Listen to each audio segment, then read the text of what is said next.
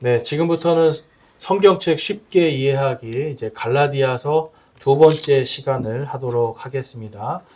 네, 갈라디아서는 이제 제가 계속 말씀드린 것처럼 중요한 단어가 언약이에요. 언약. 그래서 언약이다. 그리고 언약을 또한 하나님께서 계시하시고 이것을 통해서 이제 자유가 임했다라는 것을 말씀하고 있어요. 자, 그러면 이 언약이라는 거 어디에 써 있을까요, 여러분? 이 언약, 계시, 이게 다 뭘까요? 그냥 쉽게 말해서 두 글자로, 네, 말씀, 성경, 그렇죠? 네. 사실 어떻게 보면은 갈라디아서도 오직 성경으로 구원을 받는다 이런 의미가 있어요. 오직 성경, 오직 믿음, 오직 은혜. 예. 그래서 이제 이 특별히 언약이라는 것은 어떤 언약이었습니까? 우리 지난주에 본 것처럼 아브라함의 언약. 그래서 아브라함 언약이 오늘날 신약 시대를 사는 우리에게 은혜로 임하셨다. 그래서 그 은혜와 믿음으로 구원을 받는, 그래서 은혜와 믿음으로 참된 자유를 얻는 겁니다, 여러분. 자, 죄와 사망에서 자유를 얻는 거예요, 여러분. 우리가 이제 주일날도 봤지만 하나님께서 아브라함에게 주신 그 언약이 온 세상 모든 민족의 복이 되는 거예요, 복이. 그래서 아브라함을 통해서 믿음의 의를 받은 우리 믿음으로 그리스도께 속한 사람들은 다 아브라함의 그 복을 얻었습니다. 그래서 모든 민족에게 저희들이 복이 돼야 돼요. 그래서 저와 여러분이 어떤 존재라고 지난주에 제가 세 글자로 말씀드렸어요. 뭐였죠? 복덩이. 그렇죠. 저희들이 복덩이들이에요. 그래서 하나님께서 우리에게 이 어마어마한 복을 주셨습니다. 그래서 누가복음에서 봤더니 100배로 주시는 복이에요. 100배. 그래서 이 복이라는 거, 그러면 우리가 이미 영원한 생명을 받았기 때문에 그 다음에는 이 땅에서 그냥 우리가 돈 벌고 뭐 세상에서 성공하고 이런 거에 욕심을 부리는 기도가 아니라, 그런 거에 욕심을 부리는 종교 생활이 아니라 정말 복음을 위해서 사는, 복음에 의해서 사는, 복음 안에서 사는 그러한 복이 되어야 되는 거예요. 복.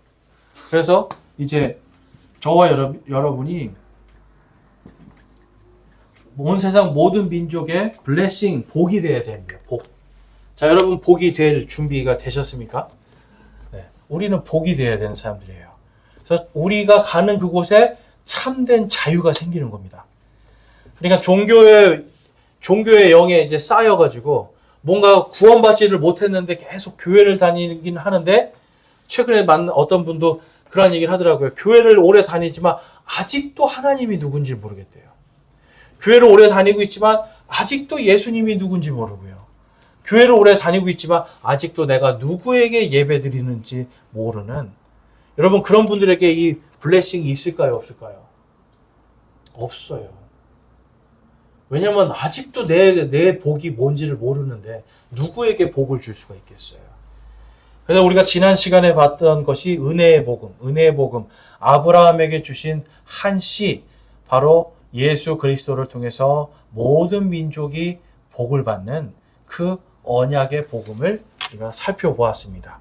그리고 예수님을 통해서 아브라함의 언약이 성취가 되었고, 또 그 언약이 오늘날 4000년이 지난 오늘날도 여전히 그 말씀이 오직 의인은 믿음으로 말미암아 살리라 하신 그 언약의 말씀, 은혜의 의로움이 오늘날 우리를 살려주고 있다. 우리를 구원하셨다라는 것을 볼 수 있어요. 그래서 여러분 하나님의 말씀이 우리를 살리는 거예요. 자, 오늘은 이제 본서의 그 갈라디아서의 구조에 대해서 좀 살펴보겠습니다. 구조도요, 이 언약, 계시, 자유에 대한 부분을 계속해서 말씀해 주고 있어요. 자, 그래서 이 세 가지 주제를 계속 가지고 있는데, 특별히 이제 그 사도 바울은 우리가 이미 구원을 받은 자들이다라는 것을 꼭 기억하고 믿음 생활하라는 겁니다. 자, 그래서 갈라디아서는 이제 율법주의에 맞서는 거예요. 율법주의는 다른 게 아니라 율법으로 구원받는다라는 게 율법주의예요. 그래서 율법으로 구원받는 게 아니다. 오직 우리가 하나님께서는 이방인들에게는 율법이 아니라 은혜로 구원을 주신다. 그래서 누구든지 예수 그리스도를 믿는 사람들은 다 구원을 받고 이제는 구원을 받기 위한 삶이 아니라 구원받은 자로서의 삶을 살라는 거예요. 여러분 이 차이를 느끼시겠어요? 자, 구원받음. 자, 구원을 받기 위한 삶은 쉽게 말해서 이런 거예요. 아직 하나님의 자녀가 아니란 뜻이에요. 자, 구원받은 사람만 하나님의 자녀죠. 성경에서는 구원받은 사람만 하나님의 아들들이에요. 하나님의 상속자란 말이에요. 구원받은 사람만. 그러면 내가 구원받고 싶습니다 라고 한 사람은 아들일까요? 상속자일까요? 아니면 아무 상관없는 사람일까요? 아무 상관없는. 그래서 갈라디아서에서는 종이라는 표현을 써요. 종. 구원받고 싶다거나 내가 구원을 받아야 될 것 같다거나 하는 사람들은 아직 죄의 종이고요. 사망의 종이에요. 죄와 사망의 종들이란 말이에요. 그런데 구원받은 사람은 아브라함과 함께 하나님의 자녀들이 되는 거예요. 그러니까 약속받은 자녀하고 종은 다르죠. 그래서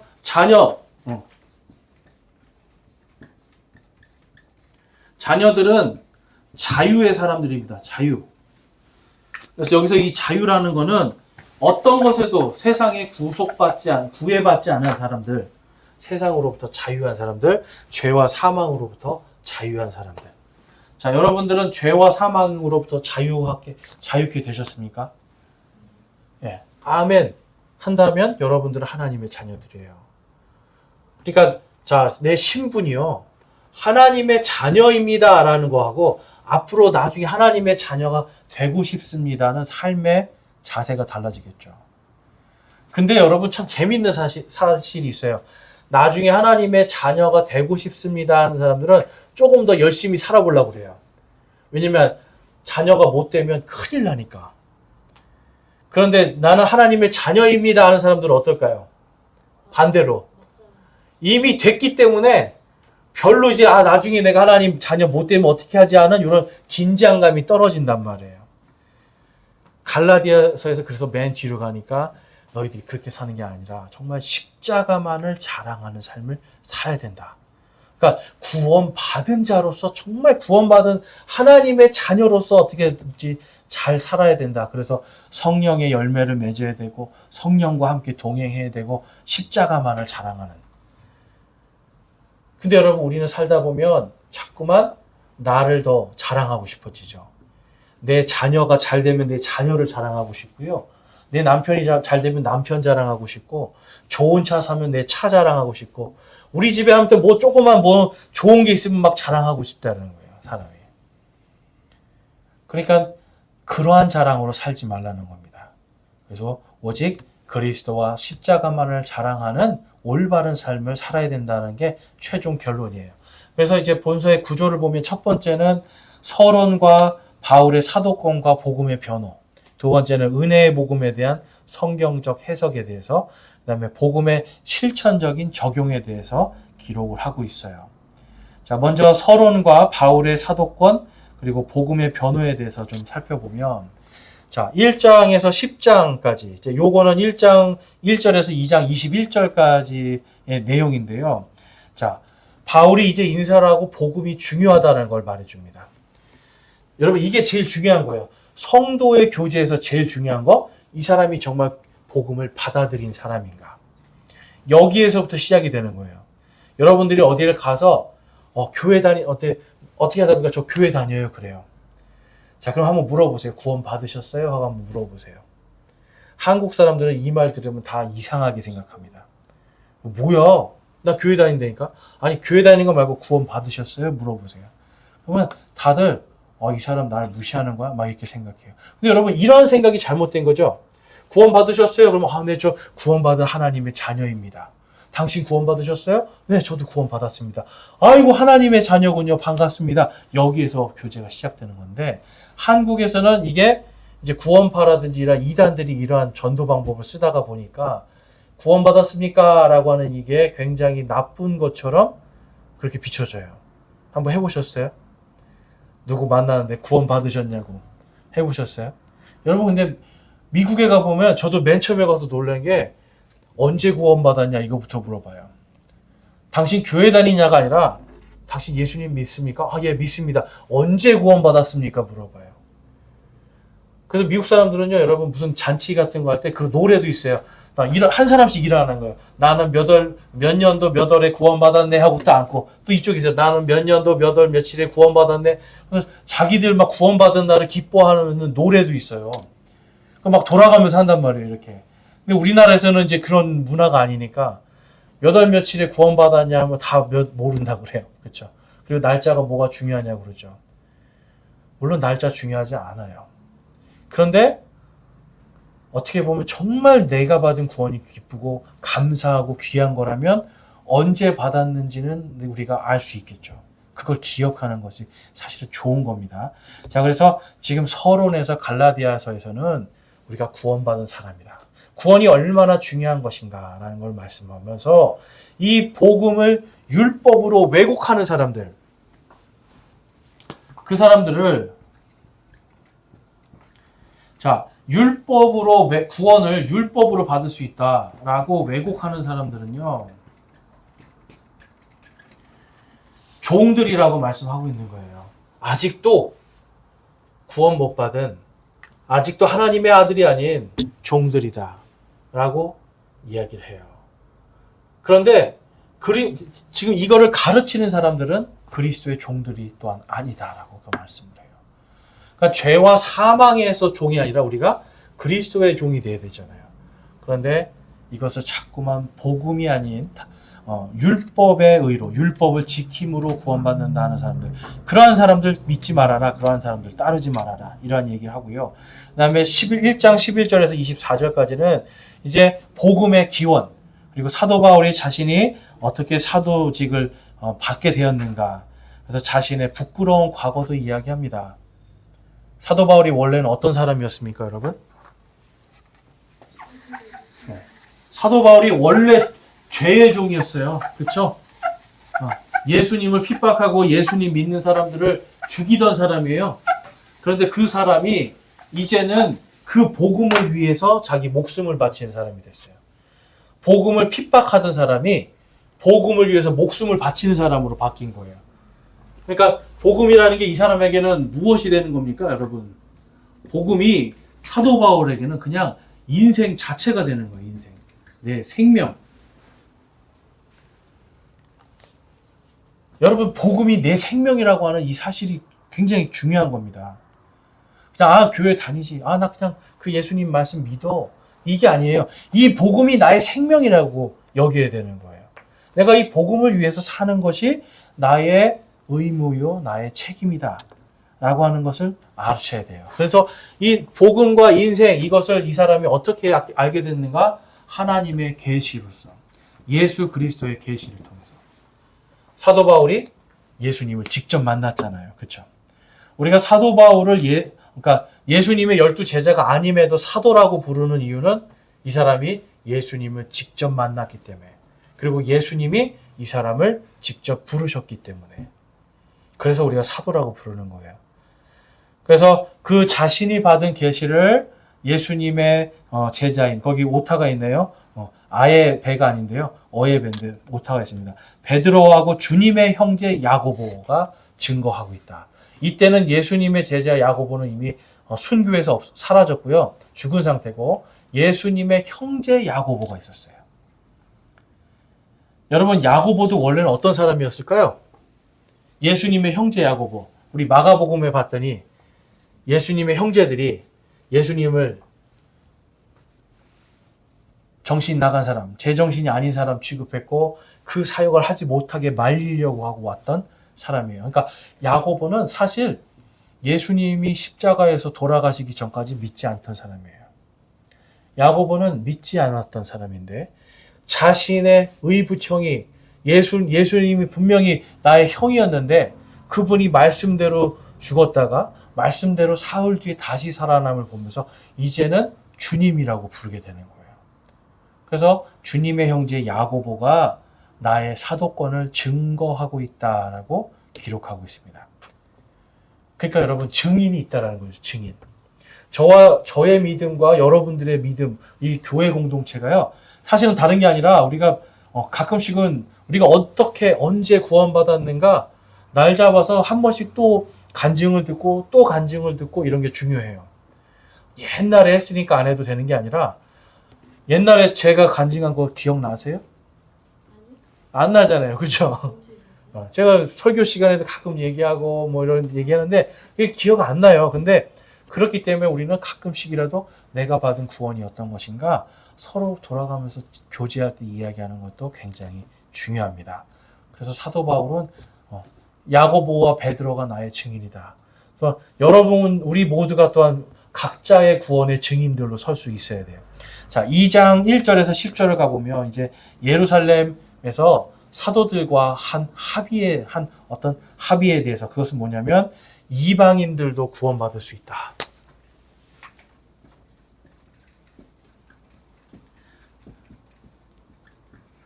자, 아브라함에게 하나님께서 주신 언약은 유대인만 구원받는 게 아니라 한 씨를 통해서 모든 민족이 구원을 받는 모든 민족의 복음이에요.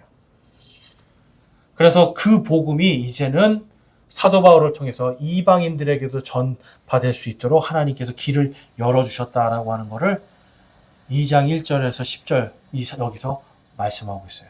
근데 거기에 뭐가 나오냐면 또 베드로가 했던 어떤 사역의 실수들 이런 것들도 같이 나오게 됩니다. 그래서 베드로는 이제 유대인을 위해서 사역을 하고 사도 바울은 이방인들을 위해서 사역하기로 거기서 결정을 해요. 그러니까 이제 복음이 예수님이 말씀하신 대로 예루살렘과 온 유대와 사마리아와 땅의 맨 끝 지역까지 땅 끝까지 복음이 전파되는 그 시작에 대해서 기록하고 있고요. 그다음에 안디옥에서 있었던 사건 바로 베드로와 바나바의 위선에 대해서 기록하고 있습니다. 자, 원래는 여러분 이게 우리가 참 재밌어요. 베드로는 굉장히 우리가 볼 때는 훌륭한 사람이에요. 감히 우리도 어떻게 보면 그 사람의 믿음을 예수님 3번 부인하고 욕했다고 뭐라고 할 수 있지 못할 정도로 믿음이 좋은 사람이잖아요. 근데 여기서 보면 베드로가 바울에게 책망을 당해요. 왜 그랬냐면 원래 유대인들은 이방인들하고 같이 밥을 먹을 수가 없습니다.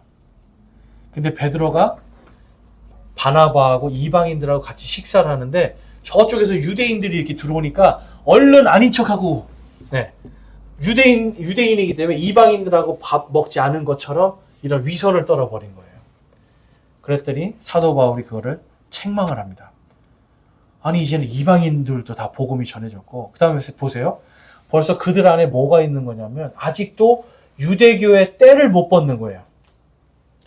분명히 자유를 주셨어요. 이제는 이방인도 다 아브라함의 자녀로서 받아들이는 지금 신약 시대가 됐음에도 불구하고 아직도 율법에서 벗어나지 못하고 자신들의 위선을 행함을 지금 사도 바울은 거기에서 벗어나야 된다는 거예요. 반드시 율법에 대해서 죽어야 된다는 거예요. 율법에 대해서는 내 자신을 부인하고 죽어요. 그 다음에 하나님의 아들의 믿음을 통해서 이제 의롭게 새롭게 태어나야 된다. 그러니까 율법에 대해서는 죽습니다. 율법에 대해서는 죽고 은혜에 대해서는 살아야 돼요.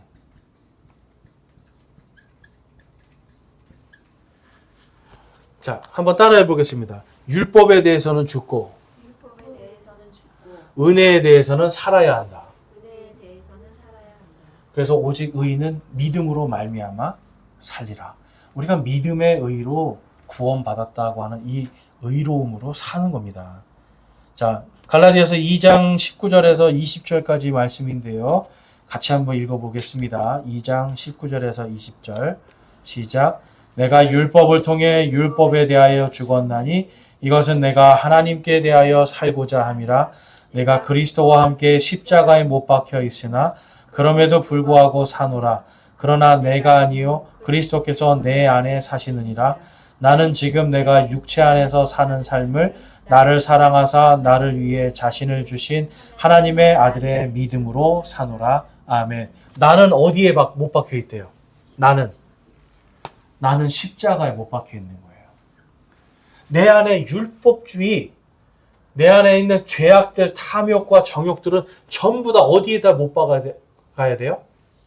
십자가에 못 박아야 돼요. 여러분, 이게 굉장히 중요한 겁니다. 그리스도인들이 십자가에 나의 육신의 정욕과 탐욕과 그다음에 내 안에 아직도 종교적인 그런 구원론, 구원의 개념들, 아직도 하나님의 자녀가 못 되었다고 하는 이런 불안감들, 믿지 못함들, 하나님을 신뢰하지 못한 이 모든 죄를 십자가에 다 못 박아버려야 돼요. 그러면 내가 사는 게 아니라 누가 사신대요? 내 안에 계신 예수 그리스도께서, 하나님의 아들 예수 그리스도께서 사시는 거예요. 그러면 이게 내 삶입니까? 그리스도의 삶입니까? 네, 그거예요. 내가 사는 게 아니라, 나를 부인한다는 건 내가 사는 게 아니라 내 안에 계신 그리스도께서 살게 하시는 거예요. 다시 말해서 내 안에 계신 하나님의 말씀이 내 삶에서 역사하도록 나를 내어 드리는 거예요. 우리가 아까 기도할 때 하나님, 제 삶을 온전히 하나님께 드리기 원합니다 기도했잖아요. 나의 삶은 십자가에 못 박아버리고 하나님께 드려야 돼요. 대신 이 땅에서 이제 내가 사는 것이 아니라 나를 위해 자신을 주신 하나님의 아들의 믿음으로 사노라. 자, 하나님의 아들 예수 그리스도의 믿음으로 살라는 거예요. 내 믿음이 아니에요. 그렇죠? 내 믿음이 아니라 하나님의 아들 예수 그리스도의 믿음으로 살아요. 예수님은 어떤 믿음이 있었죠, 여러분? 예수님은 어떤 믿음이에요? 예수님의 믿음. 자신의 인생을 주님께 다 바쳤잖아요. 그렇죠? 하나님의 말씀이 가라고 하면 가셨고요. 멈추라고 하면 멈추셨고, 하나님의 말씀대로 십자가의 길을 가신 거예요. 그러니까 그분의 인생은 순종이었죠. 순종. 그러면서 또한 자유하셨어요. 자유. 그리스도인들이요, 자유가 있어야 돼요. 근데 자유하려면 순종해야 돼요. 이게 참 모순적인 것 같죠? 자유한데 순종해야 돼요. 하나님의 말씀에 순종하면 진짜 참된 자유를 주시는 거예요. 그래서 첫 번째 해야 될 게 바로 구원 받으라는 거예요. 하나님의 자녀가 되고 그 다음에 자유하라는 거예요. 그래서 하나님의 아들 예수 그리스도의 믿음으로 살아야 된다. 나의 모든 것은 십자가에 못 박힌 채로 나는 살아야 된다. 그래서 십자가에 못 박힌 채로 산다라고 하는 책 이름도 있습니다. 십자가에 못 박힌 채로 산다. 저 뒤에 가면 파란색 책이 있어요. 이따 가져가시고 싶은 분들은 가져가셔서 읽으셔도 돼요. 자, 그 다음에 두 번째로 볼 것은 이제 은혜의 복음에 대한 성경적 해석을 3장부터 4장 31절까지 이제 기록해 놓고 있습니다. 그래서 3장 1절에서 14절은 믿음으로 의롭게 되는 원리를 아브라함의 언약을 가지고 설명을 해줘요. 그러니까 율법 이전에, 벌써 율법을 주시기 전에 아브라함에게 하나님께서 계시를 통해서 복음을 주신 겁니다. 그래서 아브라함의 믿음이 그를 의롭게 여김받게 하는, 그래서 복을 받는 조건, 의롭게 여기는, 구원받는 모든 조건은 다 믿음에서 시작된다라고 하나님이 계시해 주시는 거예요. 그리고 그것은 아무도 취소할 수 없다. 저는요, 정말 늘 제가 하나님께서 이 취소하지 않으신다. 율법이, 아브라함에게 주신 이 언약이 율법보다 먼저 있었기 때문에 430년 뒤에 생긴 이 율법이 이 은혜를 취소하지 못한다고 하는 이 사실이 너무나 감사한 거예요. 그렇지 않으면 오늘날도 여러분 교회에서 당신 이거 주일날 예배 드리지 못하면 당신 예배 안 드리면 구원 못 받습니다. 뭐 헌금 못하면 구원 못 받습니다. 그럼 여러분 그 율법의 잣대로 우리를 계속 정죄하기 시작하면 이 세상 누구도 율법에서 자유할 수가 없어요. 율법의 종들로 살아야 된다는 거예요. 마치 우리나라에 유교라는 것에 매여서 아직도 유교식으로 만약에 샀다고 생각해 보세요. 여러분 제사는 옛날에 몇 시에 지냈을까요? 유교식으로 하면 제사 밤 12시에 지내야 됩니다. 요즘에 제사 12시에 지내는 집 있나요, 없나요? 거의 다 법도에 어긋나는 거 아닌가요? 네? 그쵸? 옛날에는 12시에 막 이렇게 제사 지내고 했단 말이에요. 왜냐면 그때 이제 영이 온다고 생각을 했기 때문에. 근데 여러분, 지금 사람들은 그런 거 따지지도 않고, 그 다음에 뭐 상차림도 자기들 마음대로, 그렇죠? 어차피 자기들도 지키지 못하는 거예요. 그러면 그 유교에 우리가 예전부터 수백 년 동안 지킨 유교로 구원받는다라면 이 세상에 구원받을 자가 단 하나도 없습니다. 그렇지만 여전히 마음속엔 지키지 못하는 것에 대한 종으로 끌려다니면서 사는 거예요. 불안하면서. 아, 내가 부모님 제사 안 지내면 큰일 날 텐데. 이러한 것들의 종으로 사는 거예요. 그런데 예수 그리스도를 믿은 다음에는 이제 그러한 것들이 나를 지배할 수가 없죠. 나는 자유한 자인 거예요. 그래서 하나님 앞에서 언제든지 기도할 수 있고 하나님 앞에서 언제든지 하나님의 말씀으로 내가 거부도 할 수 있고 받아들일 수도 있는 자유가 있는 거예요. 자, 그래서 이 3장 15절에서 29절까지 가보면 이제 율법은 바로 이렇게 우리를 죄의 종으로 만드는 도구다. 그래서 율법의 역할과 언약의 성취, 상속 이러한 거를 기록하고 있어요. 그래서 율법의 역할은 죄를 깨닫게 하고요. 죄와 사망에서 구원받으려면 예수 그리스도께 갈 수밖에 없다. 이걸 깨닫게 하는 거예요. 그러니까 율법은 도구입니다. 도구. 나 외에 다른 신을 섬기지 말라. 나 외에 다른 신을 두지 말아라. 우상 숭배를 하지 말아라. 이게 율법이잖아요. 그렇죠? 그러면 이 율법은 뭘 깨닫게 만들어주는 거예요. 우리를. 내가 다른 신을 섬기면 이건 죄다라는 거. 그렇죠? 하나님 외에 다른 거를 신뢰하는 게 죄라는 걸 깨닫게 해줘요. 그런데 살다 보면 우리가 자꾸만 어떤 것들에 예를 들면 뭐 영적인 어떤 현상들을 보고 하나님보다는 그런 걸 찾아갈 수 있고 또 돈을 더 신뢰할 수도 있고요. 물질이나 재물 또 심지어는 내 자녀들까지도 하나님보다 더 신뢰하거나 높이 할 수 있어요. 자, 그럴 때 우리가 율법을 가지면 아, 이게 죄라는 걸 깨달아요. 그런데 그러면 내가 결국은 이 죄 때문에 구원받지 못하겠다라는 걸 깨닫게 됩니다. 그래서 예수 그리스도를 봤더니 이분은 순종함을 통해서 우리에게 자유를 주세요. 믿는 자를 통해서 믿는 자들이 율법에 대해서는 죽고 은혜에 대해서 살 수 있게 해주신다. 그러면 그 길을 따라가려고 믿게 되는 겁니다. 그게 복음이죠. 그래서 율법의 역할은 죄를 깨닫게 해주고 또 예수 그리스도께 우리를 인도하는 도구의 역할을 합니다. 그 다음에 언약의 성취와 상속. 하나님께서 아브라함에게 주신 언약은 영원한데요. 예수 그리스도 안에서 이게 다 성취되었다라는 거예요. 성취될 것이 아니라 성취되었다. 그래서 그리스도께 속한 자는 영적으로 아브라함에게 언약하신 그 하나님의 왕국의 상속자가 되는 겁니다. 자, 여러분 율법에 대해서 죽고 은혜에 대해서 산 사람들이 상속자가 돼요. 상속자. 저와 여러분이 예수 그리스도를 믿음을 통해서 이제는 상속자들이 됐단 말이에요. 상속자. 그래서 상속자가 될 뿐만 아니라 우리도 다른 사람들을 또한 상속자로 만들 수 있는 사람들이 되죠. 그렇죠? 여러분 이게 복인 거예요. 아브라함에게 복을 주셨는데 아브라함 너를 통해서 모든 백성들이 다 복을 받게 하는 그 복이에요. 그러니까 저와 여러분이 어디 가서 예수 그리스도를 믿으십시오.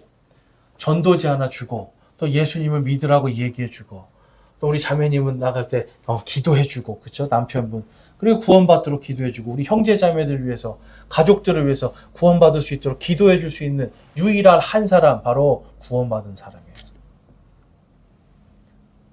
그래서 저와 여러분이 바로 아브라함의 그 모든 민족의 복이 되는 그 복을 상속받았고요. 하나님의 왕국을 상속받은 자들입니다. 상속받고 싶어요가 아니라 상속받은 자들이에요.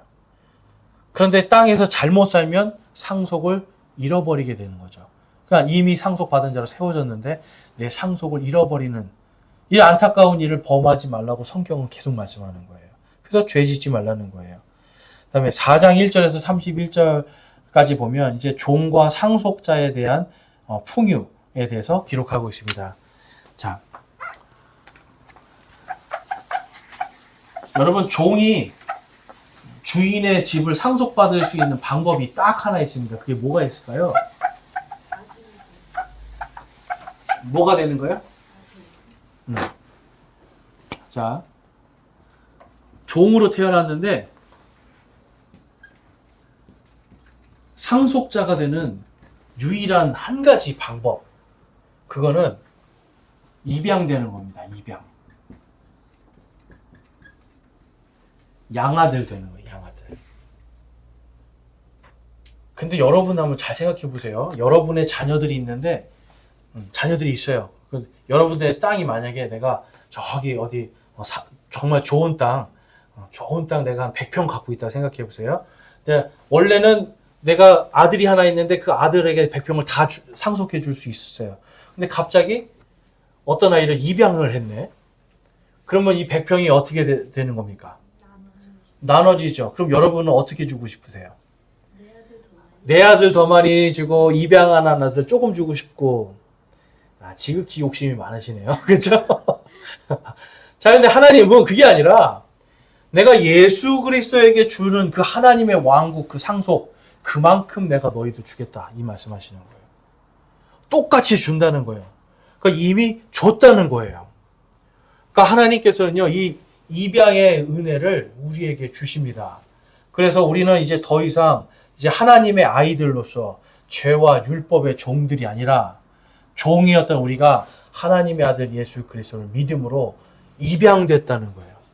입양되고 그리스도를 통한 상속자. 그리스도와 동등한.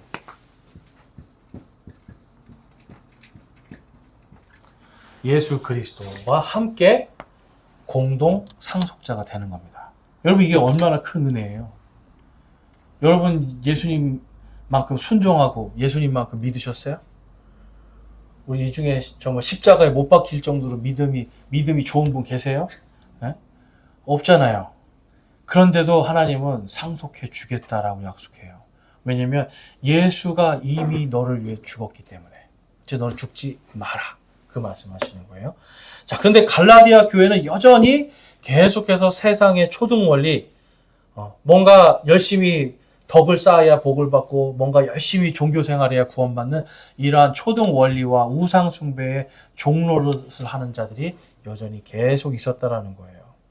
그래서 그거를 책망하면서 두 언약에 대한 풍요에 대해서 기록하고 있습니다. 풍요라는 건 다른 게 아니라요, 비유와 영적인 해석을 이야기하는 거예요.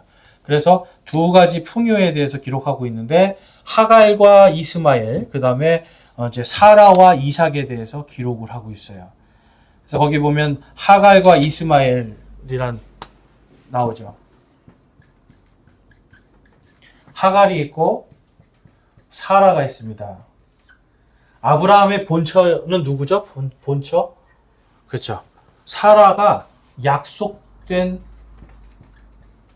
아내예요. 하갈은 약속이 없었는데 사람의 뜻으로 세워진 아내예요. 그래서 하갈은 사람의 뜻이에요. 율법이 바로 이거라는 거예요. 율법이 사람의 뜻에, 율법의 의는 하나님이 정하신 뜻이 아니라 사람이 정한 뜻입니다. 그래서 하갈은 육체의 종, 그다음에 율법과 땅의 예루살렘을 상징해요. 그러니까 실제로 지금 저 이스라엘에 있는 예루살렘이라는 도시 있죠.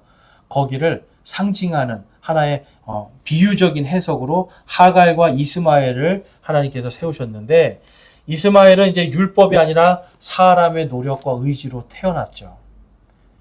하나님은 분명히 아브라함에게 딱 말씀하셨어요. 내 아내 사라를 통해서 약속된 아들을 줄 것이다. 그리고 그 아들을 통해서 한 씨가 태어나고 온 세상 모든 민족이 복을 받게 하겠다라고 약속을 해주셨어요.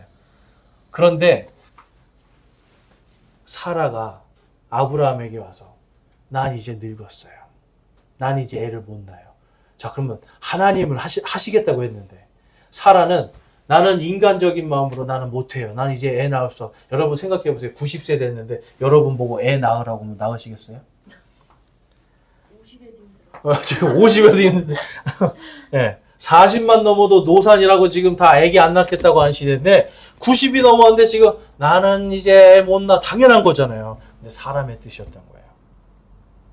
그래서 하나님이 그렇지만 인간의 뜻으로 하갈이 애를 낳았어요. 이스마엘이라고 하는.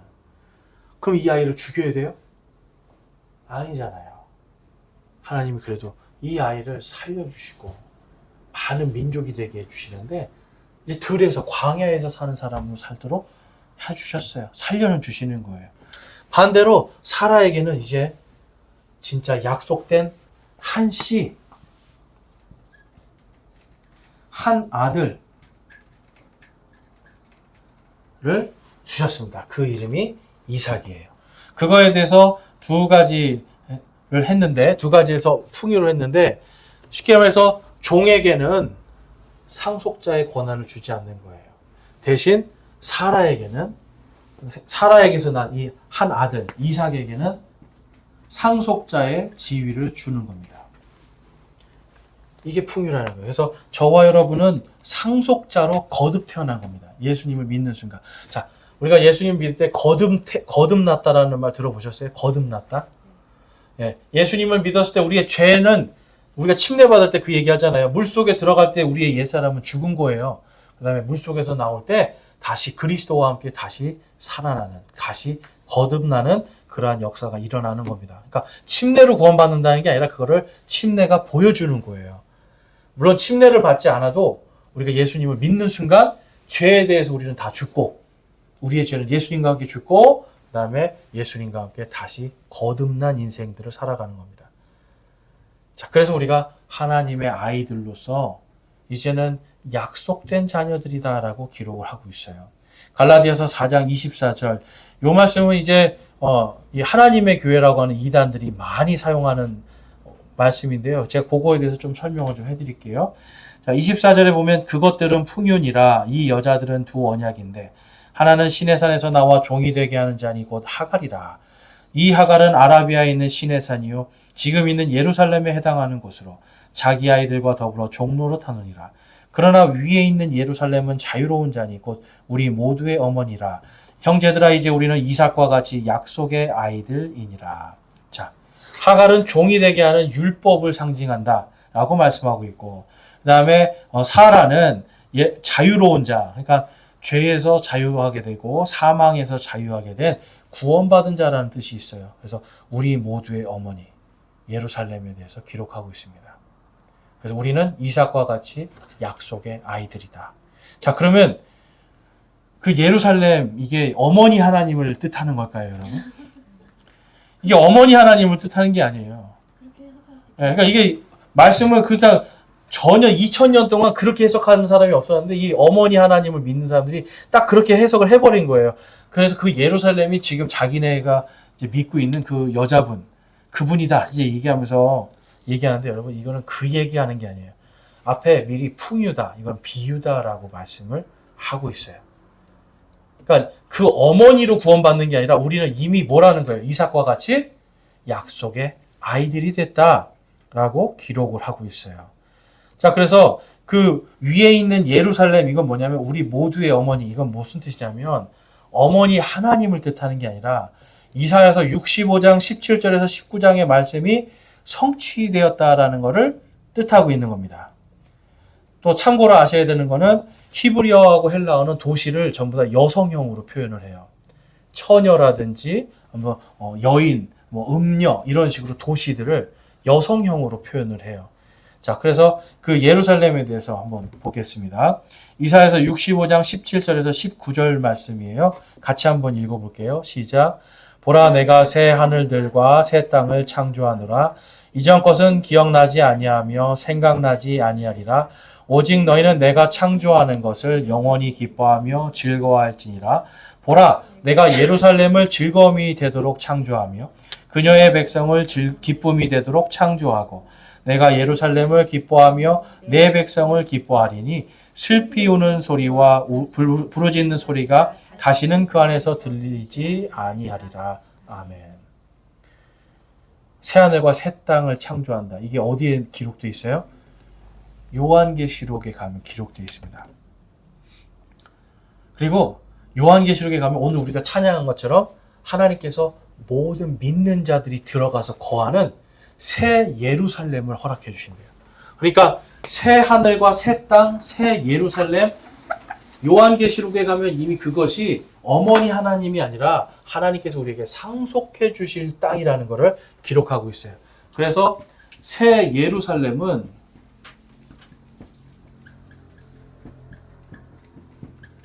이 세상 모든 민족들이 예수 그리스도를 믿는 그 순간 상속자로서 받아야 될 우리의 몫인 거예요. 자, 아까 우리 새 예루살렘 찬양했잖아요. 찬양하시면서 야, 내가 거기를 저거 상속받을 것이다 라고 기쁨으로 여러분들 찬양하셨죠. 그거 우리 기쁘게 받을 준비가 되어 있어야 되는 거예요. 여기서 지금 내가 새 예루살렘을 기쁨이 되도록, 내가 예루살렘을 기쁨이 되도록 창조하며, 이미 이 당시에 예루살렘이 땅에 있었거든요. 그런데 하나님이 뭐라고 하세요? 내가 창조하며. 이건 새로운 예루살렘을 얘기하는 거예요. 그녀의 백성을 기쁨이 되도록 창조하고. 자, 지금 예루살렘을 여성형으로 표현하죠. 기쁨이 되도록 또한 창조하고. 고린도후서 5장에 가봤더니 우리를 다 새로운 창조물로 창조하셨다고. 새로운 창조물이라고 말씀을 해요. 그러니까 하나님의 백성이 된 사람들은 이 예루살렘, 새 예루살렘 안에서 우리가 영적으로 거듭난 삶을 살게 될 것이다 라는 걸 말씀하고 있어요. 그래서 어머니라는 이런 비유와 영적인 해석으로서 이렇게 얘기를 하는 겁니다. 그래서 이 갈라디아서는요, 어떻게 보면 성경을 모르는 사람들이 보면 이게 헷갈릴 수 있는 거예요. 이해가 되세요? 그러니까 지금 우리나라 같은 경우는 쉽게 말해서 율법으로 구원받는다는 이 율법주의가 교회 안에 팽배합니다. 갈라디아서에서는 율법주의는 죽이는 거라고 아예 딱 말을 했어요. 율법주의는 아예 저주받은 거라고 얘기를 했어요. 그런데 한국교회는 오늘날 다 율법주의예요. 율법으로 구원받는다는 거예요. 그러니까 어머니 하나님 딱 등장해서 새 예루살렘, 그 어머니 하나님 믿지 않으면 구원 못 받는다. 율법주의니까 다 딸려 들어가는 거예요. 갈라디아서에서 말씀하죠. 다른 복음에 너희들이 어떻게 이렇게 빠르게 다름질 쳐서 가냐라고 말씀하시잖아요. 오늘날 대한민국 교회가 그렇게 돼가고 있는 겁니다. 그래서 우리도 율법주의를 철저하게 여러분 배제시키는 그러한 믿음을 가져야 됩니다. 자, 그러면 이제 마지막으로 우리가 5장에서 복음의 실천적인 적용으로 가보면 5장 1절부터 6장 18절까지는 이제 그리스도 안에서 자유하고 사랑하라는 거예요. 그리고 성령을 따라 살라는 겁니다. 그리고 형제 사랑과 선한 삶을 살라는 거예요.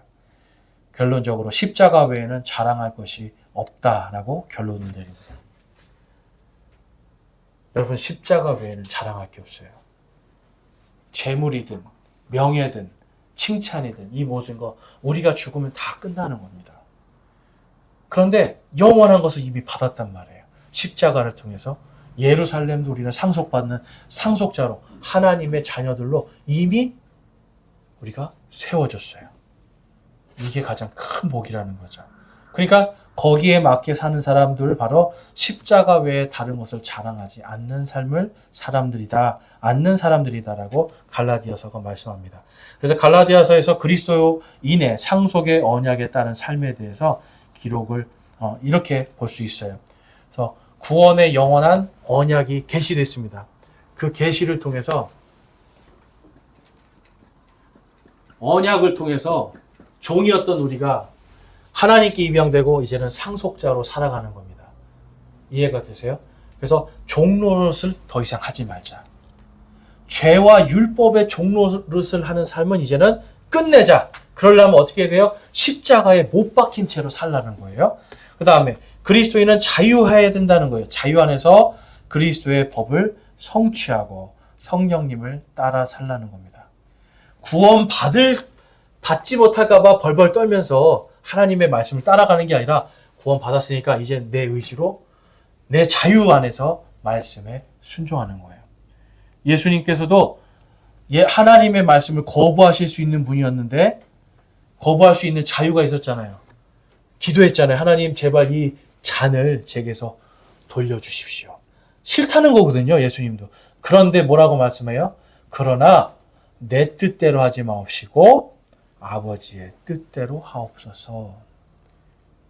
예수님이 본인의 자유로 순종했어요. 그래서 우리 그리스도인들도 하나님의 말씀을 얼마든지 우리가 반대로 살 수 있습니다. 자유가 있어요. 그럼에도 불구하고 우리는 하나님의 말씀에 순종할 때에 하나님께서 언약하시고 계시해 주신 그 말씀 안에서 그리스도의 법을 따라 살 수가 있고요. 그 법을 따라 사는 사람들은 십자가를 자랑하는 삶을 살 수가 있습니다. 그래서 말씀을 보면 갈라디아서 5장 22절에서 24절 같이 읽어보겠습니다. 시작. 그러나 성령의 열매는 사랑과 기쁨과 화평과 오래 참음과 부드러움과 선함과 믿음과 온유와 절제니 이 같은 것을 대적할 법이 없느니라. 그리스도께 속한 사람들은 애착들과 정욕들과 함께 육신을 십자가에 못 박았느니라. 아멘. 여러분, 십자가에 이것들을 못 박느냐 안 박느냐 여러분의 자유입니다. 저와 여러분이 이거 자유를 갖고 있어요. 그렇지만 순종한다면, 그리스도의 믿음으로 산다면 못 박힌 채로 살 수 있는 거죠. 6장 말씀을 보면 갈라디아서 6장에 자기 육신에게 심는 자는 육신으로부터 썩는 것을 거두되 성령에게 심는 자는 성령으로부터 영존하는 생명을 거두리라. 우리가 잘 행하는 가운데 지치지 말지니 우리가 기진하지 아니하면 정하신 때에 거두리라. 아멘. 여러분들이 순종 안 할 자유가 있어요. 근데 순종 안 한 육신으로 뿌린 건 다 뭘로 거둬들인데요? 거기 보니까 썩는 것으로 거둔대요. 쓸데없고 헛된 것으로 그냥 쉽게 말해서 거두지 못하는 인생들이죠. 그런데 성령님으로 아까 우리 봤던 그런 성령님으로 심은 자들은 영존하는 생명을 거둔대요. 내가 영존하는 생명 이미 받았잖아요. 그런데 생명을 거둔다는 건 다른 자들의 생명을 거둘 수 있다라는 것을 말씀하고 있어요. 우리가 또 잘하는 가운데 그래서 지치지 말고 기진하지 말고 정하신 때에 우리가 거둘 수 있다라는 생각을 하면서 열심히 성령의 열매들을 뿌려대는 겁니다. 사랑할 수 없는 사람도 사랑해 주고요. 또한 우리가 하나님을 믿지 못하는 상황에서도 믿음으로 나아갈 수 있는 이러한 순종이 필요한 거예요. 자, 그럴 때는 우리가 성령님 안에서 거둬들이는 것들이 있다는 거죠. 10절 말씀은 그런데 누구에게 먼저 하라? 바로 믿음의 집안 사람들, 교회 안에 있는 공동체, 내 주변에 있는 예수 그리스도를 믿는 사람들에게 먼저 하라는 겁니다. 안 믿는 자들이 우선순위가 아니라 믿는 하나님의 형제들, 자매들이 우선순위를 먼저 하라는 거예요. 그 다음에 14절 우리 같이 한번 읽어볼게요. 시작. 그러나 나는 우리 주 예수 그리스도의 십자가 외에 결코 어떤 것도 자랑할 수 없나니 그 부름으로 말미암아 세상이 나에 대하여 십자가에 못 박혀 있고 나 또한 세상에 대하여 그러하니라. 아멘. 이제는 육신의 썩은 것들을 뿌리는 삶을 살지 않겠다라는 걸 얘기하는 겁니다. 세상이 십자가에 못 박혀 있대요. 세상을 향한 자신의 육신의 정욕과 탐욕과 이런 것들이 다 십자가에 못 박혀 있는 거예요. 또한 자신이 또한 세상에 대해서도 자신의 육신의 정욕과 욕심으로 살아가는 게 아니라 그리스도의 믿음으로 살아간다는 겁니다. 그럴 때에 이 새 예루살렘에 하나님께서 주신 이 언약, 약속의 말씀으로 우리의 삶 속에서 예수 그리스도를 자랑할 수 있는 거예요. 자, 결론을 내자면 여러분, 우리는 그래서 이 갈라디아서는 우리 보고 어떻게 살으라고 지금 말씀하고 있는 겁니까? 어떻게 살으라는 거예요? 여러분,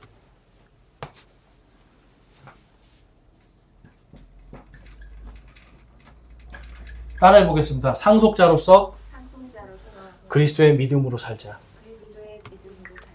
네, 그걸 할 때 언약과 계시와 자유의 참된 자유의 이러한 삶을 우리가 누릴 수 있다라는 겁니다. 그래서 여러분, 하나님의 말씀, 이 말씀 안에서 모두가 자유하되 예수 그리스도의 믿음으로 함께 우리가 하나님의 왕국의 상속자들로서 권능 있게 살 수 있기를 주님의 이름으로 축원합니다. 기도하시겠습니다.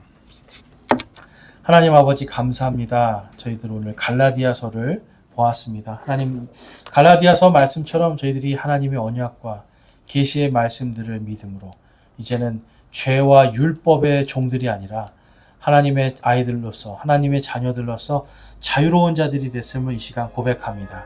하나님, 이 자유를 누리게 하여 주시고 예수 그리스도의 믿음에 따라 순종함으로 하나님의 왕국에 권능 있는 삶을 살 수 있도록 인도하여 주시옵소서. 주님께서 저희의 믿음을 인도하여 주실 줄로 믿습니다. 우리 주 예수 그리스도의 이름으로 감사하며 기도드리옵나이다. 아멘.